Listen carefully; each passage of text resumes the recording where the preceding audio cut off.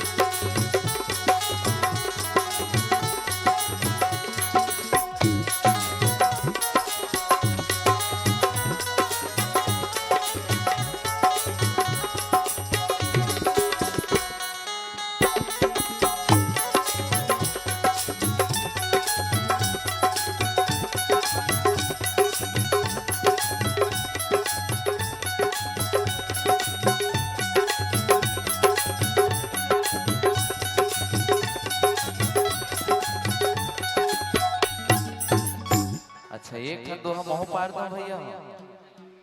तो बिल्कुल आखिर में मैं सबके ताली के सहयोग चाहूँ।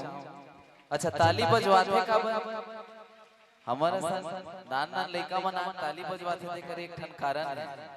बीच बीच में ताली बजवावे तो इसे लागते थोकन जमत बिगड़त दिन कोनो नहीं समझत उसने होते ना भैया। अच्छा तो एक ठन कइथे तुम्हारे संग काकी थे भैया